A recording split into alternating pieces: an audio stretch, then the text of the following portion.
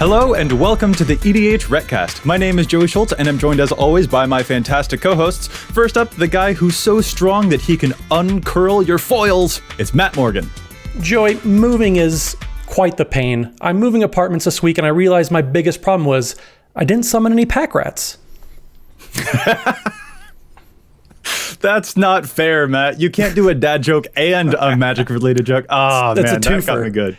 That got me good. Next, the guy who doesn't care if the foils are curled as long as they are a shiny version of the card 3 Visits. It's Dana Roach. During this intro, we've had 2 new Secret Lairs announced, which is pretty impressive. One is Jackson Pollock themed art, which I don't know how that's going to work. And one's just blank cards where you draw your own thing in. And, Oh my goodness. And that one's $99, which seems like a bold price point for that, but I bet it sells. Oh man, yeah, you can be, those can be your Fetchland reprints anyway. There we go. With one of our weirdest openings ever, this is the EDHRECast. EDHREC is the best deck building resource on the web for the Commander format, compiling data from deck lists all over the internet to provide helpful recommendations for new Commander decks. And here on the EDHRECast, what we like to do is give all that data a little more context. Fellas, what are we talking about this week? This week, we're going to talk about the most expensive decks, kind of the inverse of what we did last week. Exactly. Last week was all about the budget decks. Now we want to take a look at the high rollers, the really pricey stuff. But before we get to it, we want to give a huge shout out and thank you to Josh Lequai and all the folks over there at the Command Zone who do all of the post-production on the podcast and make it look as spiffy and awesome as it possibly can. It's such great work. And of course, we want to give an amazing thank you to our sponsors. Yeah, so the sponsors, again, Card Kingdom and TCGplayer.com. They provide all the pricing data that comes up on EDHREC, and I just want to thank them for helping support the show. And you can support the show by going to cardkingdom.com/EDHREC or click on any TCG Player price link on the website. It'll take you right to TCG Player, and you can support the show that way as well. Absolutely. Really awesome stuff. Guys, let's get to that main topic. We are talking about the most expensive decks, the most expensive commanders out there to build. Quick notes just to make sure that we've, set all the groundwork. The same notes as last week, basically. Commanders that have fewer than 100 decks on the website were not counted. We didn't actually have any of those to, eliminate from the high roller stuff. We had some pretty consistent numbers there, but it's just a quick thing that we wanted to do. Consistent rules as last week. Also, this data was drawn from the beginning of May 2020. So it is sort of just a snapshot, not necessarily a consistent thing, because that's the other thing is that prices do change. And we learned this was a technical term on last episode all the ding dang time. Prices can fluctuate a whole lot. So this is really just sort of a snapshot from the beginning of May. Yeah, I mean, to specifically point to some examples, in the last 30 days, we've had the card Repercussion jump from like $2 or $3 to $40. Oh my goodness. Yeah, Winds of Change has gone from roughly the same to around 25. Training Grounds has doubled. It was close to 20 and it's almost 50 now. So, those once upon a time could have been budget, or I guess in Training Grounds, the upper end of budget. So your deck might have been built relatively cheaply and now looks much more expensive because of card prices that have gone up, and that's the kind of thing that always happens. Some cards just spike, and they usually don't drop to that level for the most part. So you do see some weird fluctuation there that really can't be helped. Yeah, well, and this is another good opportunity too, just to talk about all the advanced filters on the site. So you can go to any given commander or even specific cards and use the advanced filters. You can make sure you're excluding specific cards. So say you're looking for an Ukima and Kazir deck, for example, like I was recently, but you don't want to do anything with Food Chain. So you can take out all the decks that are playing Food Chain using those advanced filters. Just go to the right side of the page and it'll say with or without, put in whatever card you want to include or exclude and hit filter. And it's going to change all the recs to make sure you're looking for exactly what you're trying to get. Yeah, there's those, and of course the budget filters as well. You can use the budget expensive filters or the budget filters to eliminate any of the high or low priced data among those commanders. It's really great stuff. A lot of different ways. We're going to be talking about a lot of expensive commanders on this episode, but they don't have to be built as expensive. They can be totally built on a budget. You can build any deck on a budget. We're just going to see if we can find any trends, but using those filters is a great way to help you out when you are building those things on a budget or when you're looking to spruce it up with some new pricey inclusions too. All right, let's get into that data. Let's start looking at some individual commanders that sit among the highest ranks, the top most expensive, most commonly very expensive, really, really high roller stuff. Guys, let's get to them. What are we seeing here at the king of the high price commanders list? So the most expensive commanders that we're seeing on average, tip top of the list is going to be Thrasios decks, specifically ones that aren't playing white. That's quite a bit of decks out there, almost 2,000 to date, but the average deck is almost $2,800. This is going to be, it's ridiculous. That is so expensive. It's also going to be followed up by Sliver Queen, which is coming in at number 2, which is of course the five color legendary sliver, make all sorts of sliver tokens. The average deck there, almost $2,300. Then next up, we're going to go to Crom Ludwig's Opus. That's number 3, coming in just under $2,000 on average.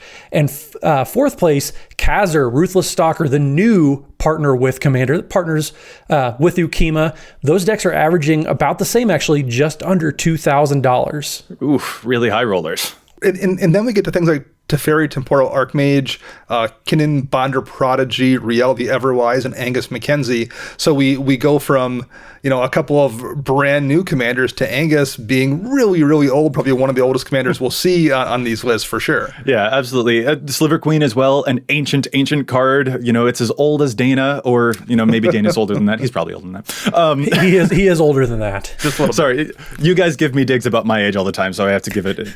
And I have bad digs about your age. My jokes are not good. I'm wasting a lot of time here. I'm sorry. What does strike out at me here is that we do see a lot of new commanders on this list. Stuff like Riel or the Kazir Ukima pair.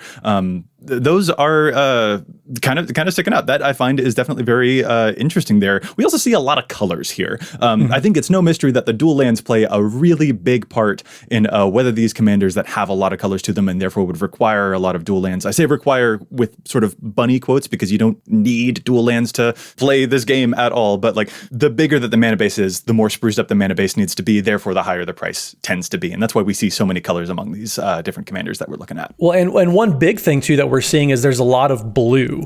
We mentioned in the previous episode, there's a lot of red, a lot of white, a lot of monocolor. Well, we're starting off with a 4-color, a 5-color, another 4-color, and then a 3-color commander set up with for as far as color identity, which means there's a lot of underground seas that people are putting into lists, maybe not in the actual physical decks, but online they're putting Underground Sea, Bayou, Tropical Island, all those expensive original dual lands, they're putting those in some sort of decks, and that adds up really quick. But just blue's not a cheap color to play, at least if you're trying to go all out. Well, yeah, I mean, literally all 8 of those ones we mentioned there all are decks running blue. And so you have the factor of the original ABUR duels. Those are the expensive duels for one. And then you have cards that maybe aren't like crazy like a Time Twister or anything, but there's a lot of blue cards that show up in a lot of these decks that sit in that really painful $200 range, $100 range, even Cyclonic Rift showing up at, it's closing in on $50, I think now. But those blue decks can very easily run Force of Will. They can run things like Mana Drain. The new counterspell that's name is escaping me that is free if you control your commander. Fierce Guardianship. Fierce Guardianship is, a $30 to $40-ish card right now.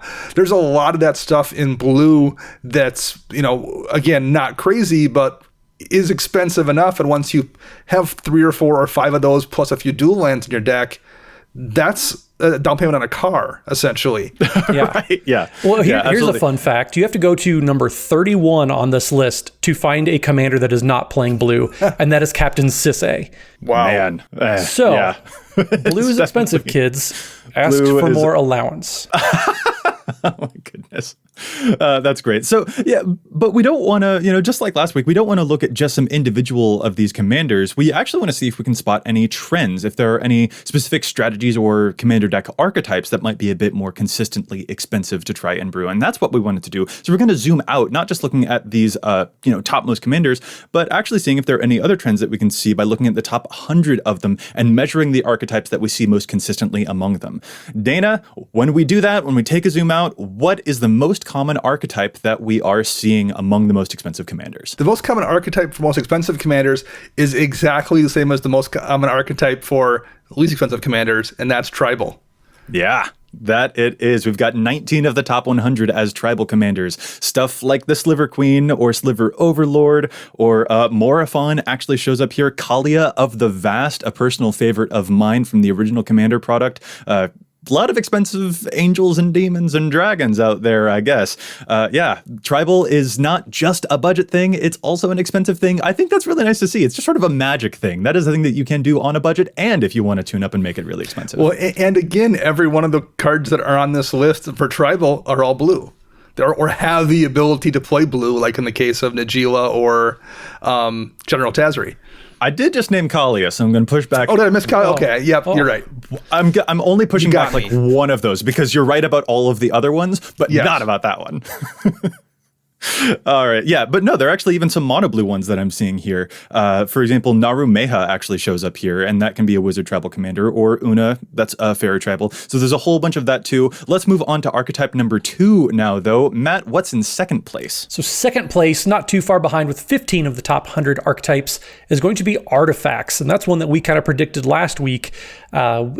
It doesn't surprise us that Artifacts is going to be a more expensive build. Some of the common commanders there, the new Urza, mono blue, you can do all sorts of busted stuff with anything regarding Urza, but you also have stuff like Arkham Daxon, Silas Wren, all sorts of different fun stuff out there. Brea obviously is going to be a very expensive commander just because of the mana base, back to that 4 color there. We also have stuff like Nin, the Pain Artist. You have Elsha, the Infinite, all sorts of different artifact strategies, all doing different things, which is something very interesting to point out because all those commanders, yes, they're artifact centered, but they're doing something different, which is I like to see. I think Nin sort of stands out as one that you might not expect to be built as an artifact, but there are so many artifacts on its EDHREC page that it is showing up as being consistently built as sort of artifacts. But again, the thing that I kind of want to linger on when we're looking at artifacts, Dana, you just made a mention about blue. Artifacts, also very, very blue. There's a lot of blue here, you bet. A lot of volcanic islands. Yeah, so in that case, I would love to move on to the third place here because the next strategy is not necessarily explicitly blue. We're talking about lands. Landfall or land-centric strategies also show up as a very consistently expensive archetype. Stuff like the Gitrog Monster, for example, or Golos Tireless Pilgrim, also frequently built as a lands deck. Azusa, Lost But Seeking, also shows up on this list. Lord Windgrace, Titania, one of my personal favorites. Mono, green, lands all day. It's so good, but it's also pretty consistently really expensive as well. We've got 9 of the top 100 are showing up as land decks, being really, really, really pricey. And since, Exploration and even Azusa and Oracle of Moldaya and all of those can be very expensive cards, even if you're not playing a lot of colors and need those dual lands, again in bunny ears. Those are expensive cards. So those pieces add up. They add up a lot. Well, and those decks tend to run heavy on the fetch lands too, because a lot of times part of the land strategy is landfall triggers. So they're running very heavily on things like fetch lands. And, Crucible Worlds isn't a cheap card. And there's a lot of blue in here as well. So who knows what counterspell packages we're looking at. Well, I think a lot of people are probably putting in stuff like Dark Depths and all those very expensive utility lands.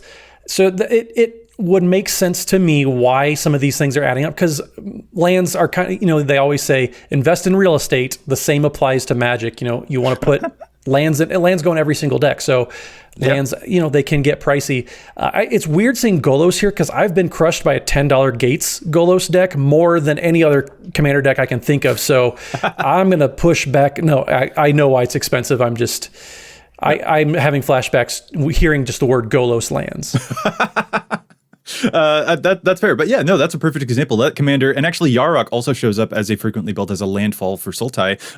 Yarok's amazing on a budget. That thing's bonkers on a budget. Golos also really good on a budget. Any of these commanders can totally be built on a budget, but they are also very consistently built as not budget, and that's a trend that we should notice. Like landfall, that's a strategy that's going to be a little bit more expensive, especially given, as you guys mentioned, all that real estate. All right, number 4 and 5, I guess, are actually a tie on the list. Matt, what do we have next? So next we have one deck that I just recently built, but we have a wheel, well, not specifically wheels, but the wheels theme. We have stuff like Riel, also Braylon and Shabraz, doing all the Wheel of Fortune type of effects and Windfall, discarding your hand, drawing a whole new hand. But you also have some commanders that fall into there, like Yidris, one of the newer commanders, Xyrus, Kaidel, Nekusar. All those kind of add up and contribute to the 7 decks in the wheels theme that we are seeing here on the page. And also at 7, tied with that, we've got Spellslinger.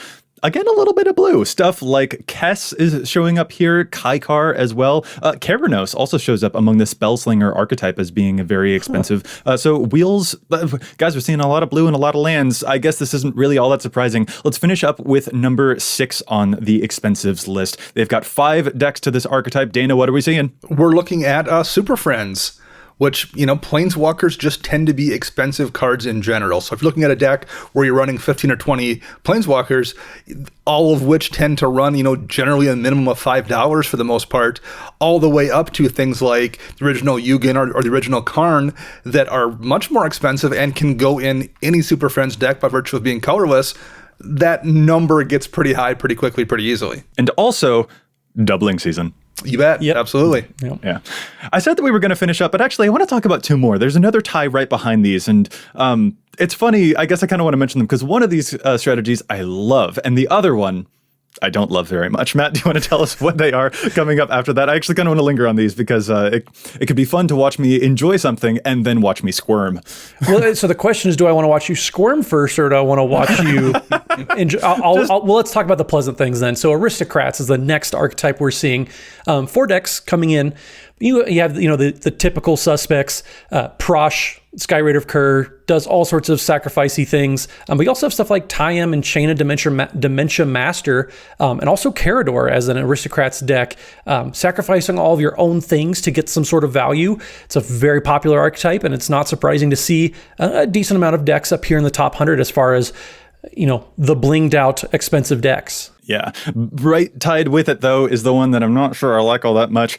It's Stax. Stax shows up with 4 of the top 100 most expensive commanders as being their sort of iconic strategy.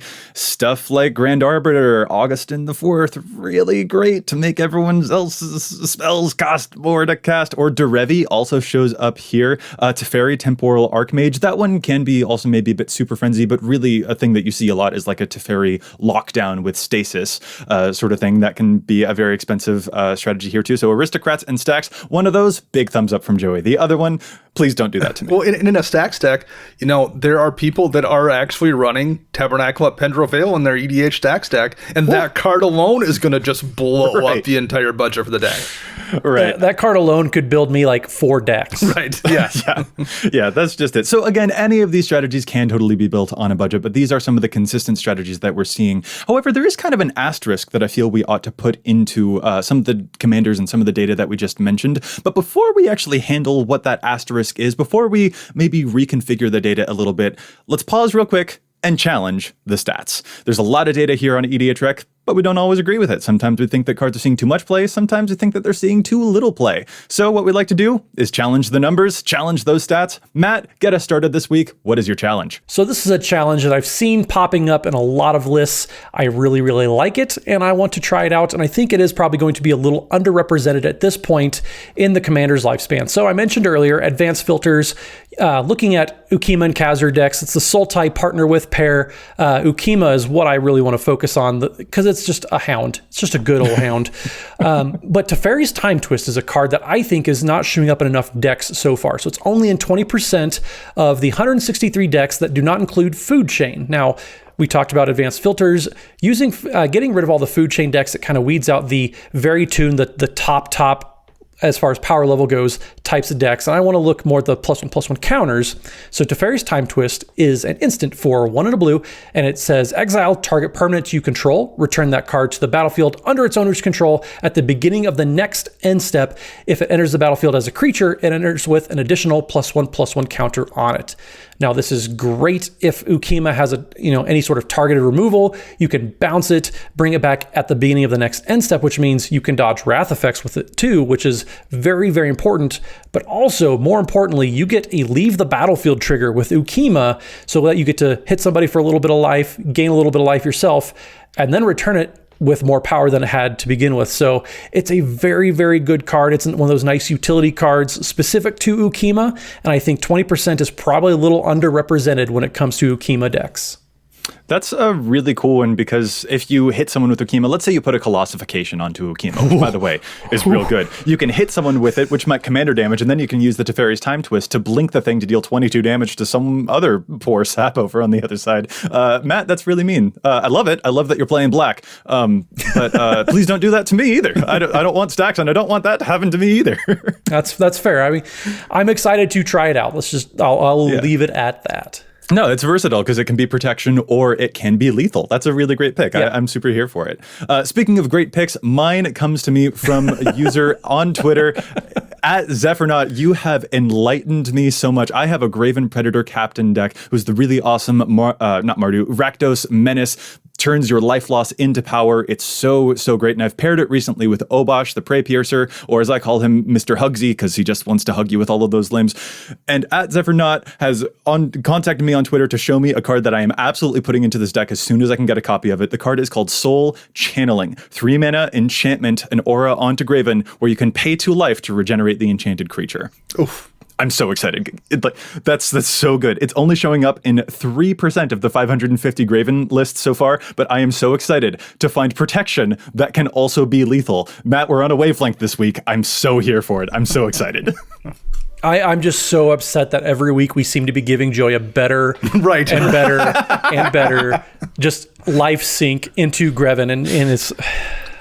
It's so I'm not good. looking forward to playing against Mistakes were made. Like every single week, we just give Joey more ideas, and I'm thinking this might be a mistake, guys. Especially if you give him lifelink, you can just pay life and then protect him in case someone tried to use a curtains call, and then you can also make that life loss onto your... Oh, I'm so excited. Zephyronaut, thank you so much for the suggestion. This is one of my favorite challenges ever. I'm so happy. I love it. I am not here for this. Okay, last but not least, since we're discussing expensive decks, Tabernacle at Pendrell Vale I want to talk about. No, I'm not. That would be insane. Okay. Actually, I'm not talking about a very cheap card. Riftstone Portal is a land from Judgment, and it's under $1, so this would have fit in the last week discussing budget decks. It taps for a colorless mana, and it doesn't come into play tapped. What's interesting about it is, as long as it's in your graveyard, lands you control tap for green and white. So it's a colorless land that turns all your lands into savannas. It's only in 960 decks right now, but if you are playing something in Selesnya and you're running Harrow and running Crop Rotation, which are 2 relatively common cards you see in those kind of decks, or you're playing even something like Obzan and you have Mill going on, which is fairly common in Obzan because you have commanders like Carador that want stuff in the graveyard, or Kethis, or the new Nethroi, or Teneb the Harvester, Cathro Aspect Weaver. There's a lot of stuff in those colors that wants to put your own things in the graveyard, and why not have a land to go into your graveyard that makes all of your lands into savannas? So I think there's a lot of decks that could use that card and aren't playing it. Matt, I have a question for you. Yes. Are you at all surprised that Dana has chosen for his Challenge of Stats a card that none of us have ever heard of before? I'm not surprised. Well, I've heard of it because I play Mr. Selesnya has heard of it. Yeah, Mr. Selesnya right here. Okay. The evangelist himself. Fair enough. I'm not surprised because it is a very, very good card. I do think if you're playing any sort of green-white X deck, it's just something you should be playing. It's very, very easy, like Dana said, to get it into your graveyard. So yes, in the words of Joseph M. Schultz, I'm here for it. And I believe, little trivia here, I believe, I'm not 100% positive, but this was kind of the counter to Cabal Coffers in those sets, where we had a really strong black set and Cabal Coffers was a unique land. Riftstone Portal was kind of the corollary to Cabal Coffers. Not near as good, though. It's clearly not as good as Cabal Coffers, but it's a pretty decent card and should be in more decks. It's a decent card, but I'm going to stick with my Cabal Coffers. I'm going to stick with the mono black decks over here. I love me playing black, and Cabal Coffers is a huge reason why. But I appreciate that you're trying to find. I'm trying to help Matt out. You've been getting all these new cards, so this is for Matt. Just spreading the good word. I appreciate it. Awesome. All right, guys, so let's get back into the data. And I mentioned sort of an asterisk before, and that's what we're going to get to now. Some folks may have noticed when we were talking about the expensive commanders previously that a lot of those commanders are actually CEDH commanders. They're played very consistently at the top tier of competitive EDH play. Stuff like the Sliver Queen, for example. And a thing that we kind of, were thinking about as we were finding all of this stuff on this list is that, we can call Sliver Queen tribal, but the way that it's actually played at that top tier of EDH play isn't necessarily as a tribal strategy. That's actually played as a combo. And actually, Ukima and Khazar, that's another example of a commander that isn't necessarily played as a +1 counters deck among the competitive play. That's also a combo. Matt, like you mentioned, with the food chain, that is also another one of those combos out there. So we kind of wanted to maybe rearrange the data a little bit to sort of account for that, because we didn't want it to be affecting the archetypes that we were seeing. We didn't want that to be in any way misrepresentative. If, these combo decks are showing up as tribal, that might mess with the numbers a little bit, right? So what we wanted to do is try and filter that out, see if that changes the data at all. And the results are pretty interesting. What we did is we consulted what is considered to be the sort of the tier list among the CEDH community, the ones that we've seen the CEDH luminaries refer to most frequently. And we looked at the tier 1, tier 1.5, and tier 2 commanders that are all listed as the most exemplary and competitive among that format. And we took them out of the list just to see what might happen, just to see if that affected the numbers at all. And this thought experiment, I think, paid off greatly, because here's the thing. It didn't affect the numbers almost at all. The archetypes are still very much the same ones that we just covered. So Dana, take us through it. Start us off. What does this new list look like when we've actually taken out the stuff that is played very frequently as competitive and started, taking a look at other stuff here? The new list is the same as the expensive list, that is the same as the bargain list, where tribal is number one on the list. Yeah. It's 22 commanders that are showing up here. For the most expensive commanders, you have Kalia, you have Scarab God, you have Morophon, you have Azami, Reaper King, Karthus Tyrant of Jund, and Horde of Notions. So tribal decks are apparently both the cheapest and the most expensive decks. Yeah, absolutely. I mean, and it totally makes sense. If you're playing at the competitive tier, the highest tier of play, you've got a lot of the most expensive cards in that list. But also, some of these tribal strategies, even without some of those types of strategies, some of these are more on the fringe side of competitive level possibly, but they are still showing up as a lot of tribal. 22 among the top 100. We still got a lot of tribal. It's everywhere. And number 2 on our previous list was artifacts. Matt, what's number 2 on our new list? Well, it hasn't changed. It's still artifacts.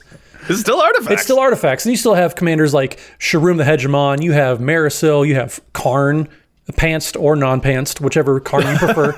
We also have commanders like we talked about with Zerda and Memnarch showing up, populating a lot of these more expensive decks. And you even have Duretti, mono red artifacts. Why not? It's also can be expensive if you want it to be. Yeah, absolutely. A lot of those artifacts can be very, very pricey. Stuff like Darksteel Forge, for example, can still be really, really up there. So yeah, they really haven't changed. Wheels and lands are also on this list, showing up with 6 of the top 100 each. So stuff like the new Xyrus, for example, or Nikusar, still showing up as very pricey strategy there for the wheels, like we saw on the previous list, and lands as well. Azusa, Titania, Lord Windgrace, not necessarily among the competitive side, and still very pricey because, like we said before, Oracle and Moldiah and Exploration, they're way up here. There is only one new quote-unquote entrant to this. 6 of the top 100 were reanimator strategies, or specifically graveyard strategies. Stuff like Muldrotha, for example, or my personal bay, the Mimeoplasm. I'm so happy to see him here. I guess I'm not, because I want more people to be able to play him, and I don't want it to be expensively prohibitive. But I do like seeing the Mimeoplasm on any list, basically. Yeah, it's really kind of fascinating to see just how similar these two lists are, just all the way down to the bottom.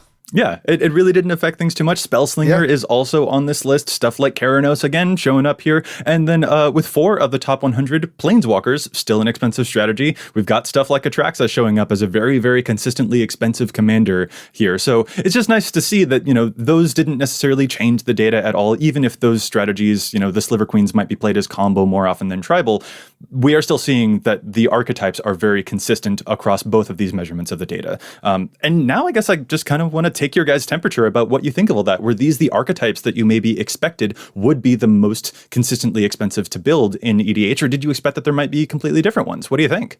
The archetypes, I guess, weren't really surprising. Unlike the budget decks, I don't know if I had anything in my mind that would make one more expensive than the other. If anything, maybe artifact decks, just because that tends to encourage people to run expensive mana rocks, maybe more than they normally would. It's pretty easy to, not that Grim Monolith isn't great, but it's much easier to maybe rationalize that in an artifact deck than it would be without it if you're not playing CEDH. So I'm not surprised artifacts were that high, but I thought it might be above tribal, but nothing's really shocking here for me. How about you, Matt? Artifacts being at the top is not surprising at all, because you have so many just very expensive cards showing up in all these artifact decks. Like a Mycos Enthalatus is going to be expensive no matter what you do.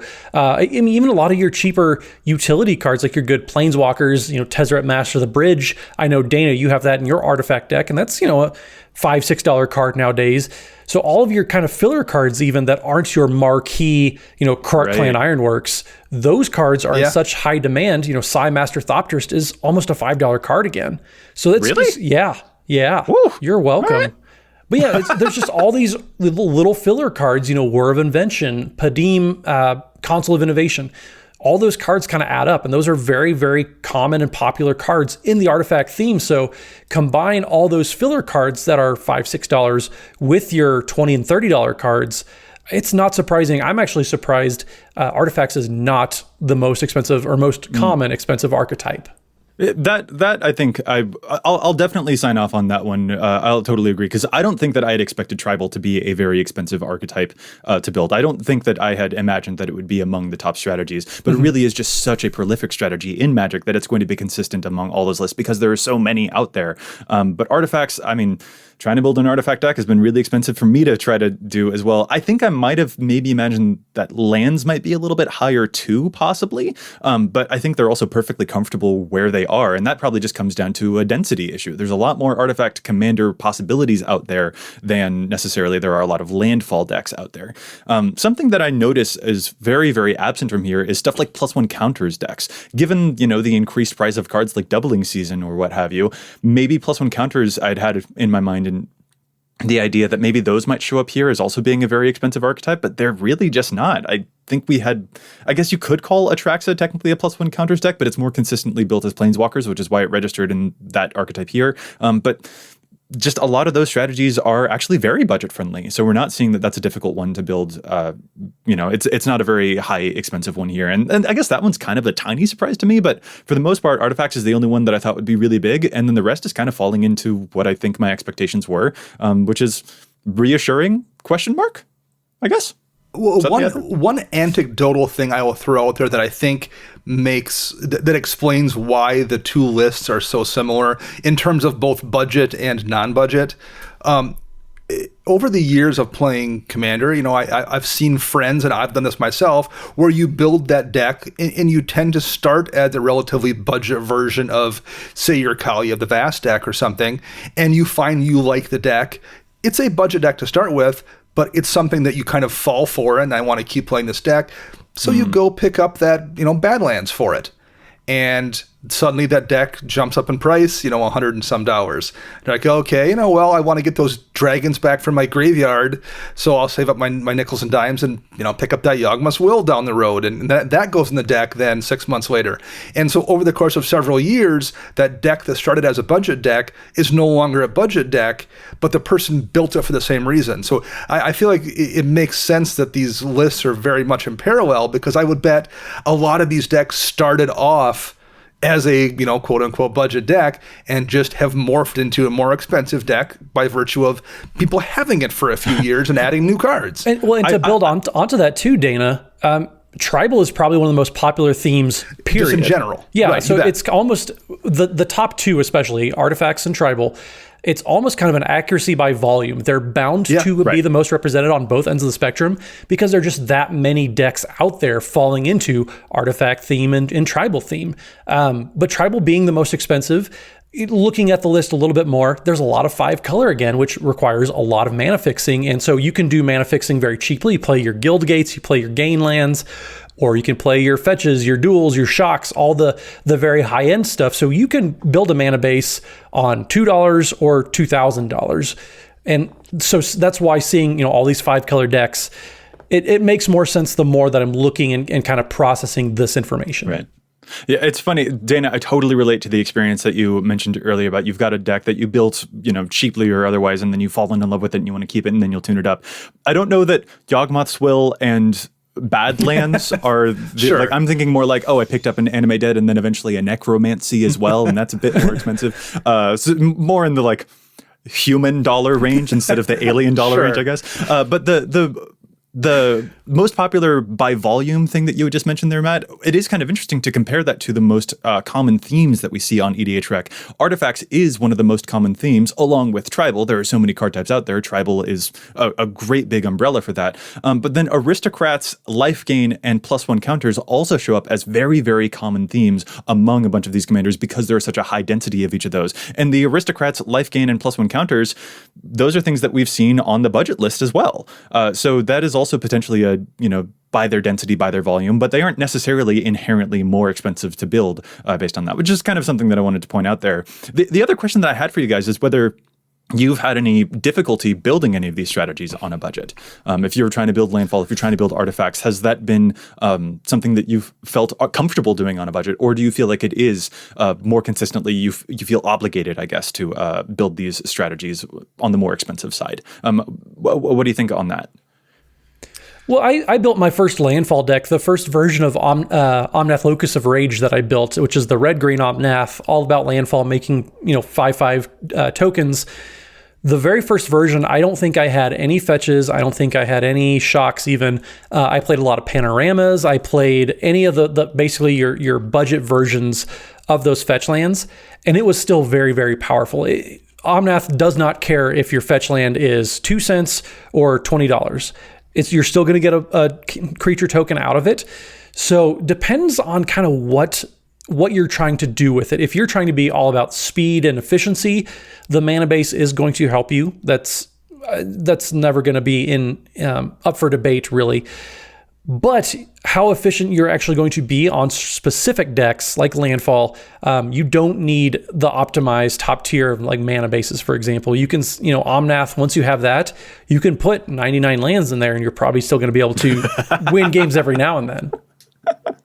That's really awesome. Dana, what about you? Have you had experiences building any of these strategies? Were they inherently expensive? Did you feel like they were actually fine on a budget? What do you think? Yeah, they're fine about it in a budget. I've not had any problems. The one weird thing that I've encountered, particularly in the last couple of years, when it comes to building on a budget, is cards that were once semi-budget related or semi-budget-y additions to a deck kind of no longer are. But I have them in my collection, so it kind of becomes a moot point when it comes to adding them to a deck. Sure. Two examples that jump out at me. Back when Urborg, Tomb of Yawgmoth was in, I think it was M14 or M15? M15. It was like a $3 or $4 card. And it was one of those cards I'm like, well, every black deck I build till the end of time, I'm going to put an Urborg in. So I might as well grab 6, 8, 10 of these. I picked up, quite a few of them, enough that I thought, I'll have enough for every deck I build. Well, it's a $25 card now. Right. So I can just blindly jam that into any black deck I build without thinking about the budget. And it makes a deck look like it's more expensive kind of than I intended. Strip Mine's the same way. I stocked up on Strip Mine for years when it was a $3 card because I'm like, well, I'll put a Strip Mine in every deck. It's $3. I might as well hold on to them. Again, it's a $25-ish card now. So I just jam it blindly in any deck without thinking about it. And between those two cards, if I'm playing a black deck, I'm putting $50 worth of cards, quote unquote, into it that I picked up for, $6, $7 total between the two of them. So that's something that like a privilege, I guess you could call it, that I have in terms of building for budget by having been playing for 6, 7, 8 years now, Commander, and holding on to some of these cards. It's easy to build with cards that were once, quote unquote, budget, and they're no longer that. Yeah, I think Cyclonic Rift had come up earlier. You mentioned that was absolutely. How expensive now? Yeah. I remember when those were $2 because they were brand new and no one realized what a menace it was about to become. Oh, yeah. And that was one too, like back, Khans of Tarkir time when it's $1 or $52 card maybe. It was easy to say, that's amazing and I'm going to put it in every blue deck. I might as well hold on to 4 or 5 of these to get me through the next, 6, 7 years. And suddenly it's a crazy expensive card that you just happen to have, or some people just happen to have lying around. Yeah, the budget decks of today become the expensive decks of tomorrow. Absolutely. Yeah. Yeah. Well, and it brings up a point that I know over on the Command Zone they've brought up several times. Jason Alt, who podcast extraordinaire, he mentions all the time, when you're buying a card that you think is too cheap, just buy 2. That way, if one does get expensive, you can sell the second one and you basically got your card for free. We're not finance experts by any means, but there are a bunch of different tricks. Listen to Brainstorm Brewery. They're a great podcast, not trying to play the finance game so much as make the game cheaper. There's lots of different resources out there that they talk about all the time, much better than we can too. But yeah, Dana, I've been in those shoes too, where I've bought cards for $3-4 and all of a sudden they're 20. I'm like, well, I may as well sell this because like I got my money's worth out of it. That's kind of how I have all my duels. Am I going to not put it in my deck because it's now expensive? I'm still going to use it, but like, you're not really building on a budget, even though it's not really costing you anything out of pocket either. So things do get kind of weird when you've been playing for a while. Yep. Yeah. A thing that I kind of wanted to bring it back to the two topics that we did between this week and last week. We had mentioned that Tribal showed up as both a budget-friendly archetype, but then also a consistently expensive archetype. That wasn't the only one. And I just want to play a quick catch-up with last week's archetypes that we noticed as being the most budget-friendly or the most consistently built on a budget. We had Tribal up there. Voltron decks, that's equipment and auras, were also pretty popular on there. Tokens decks, +1 counters, and Spellslinger and Life Gain. Spellslinger, I kind of want to linger on that one because that's another one that shows up as a consistently expensive archetype too. Tribal, artifacts, reanimator, lands, and wheels were all stuff that we saw were very built on the upper echelon, very expensive. But Spellslinger was as well. That's another archetype that is very friendly to either one of those. If you got a Kaikar and you're just playing a bunch of opts, a bunch of small cantrips, that's going to get you a really great token army that's going to do a bunch of stuff. That's definitely budget friendly. But you can also have that same strategy represented here among the more expensive decks too. So it isn't just Tribal. There's actually plenty of room for overlap, and I think Aristocrats is one that kind of shows up on both lists a little bit as well. That's something that you don't need to have very expensive versions of like the Coca shows or whatever, sacrificing creatures to drain life. There's a lot of stuff like the Falconwrath Noble or the Vindictive Vampire out there that you can play too, which will help you find those same things. And okay, in saying all this, I realize that maybe this is just part of me being a propaganda person to say everyone should play more black and more aristocrats and stuff like that. But like, my point is that there's actually a lot of overlap. Even if we saw some distinct archetypes, there really is a lot of ways that you can play any of these archetypes in either one of these categories. Yeah. Well, and at this point too, there are so many cards in the game.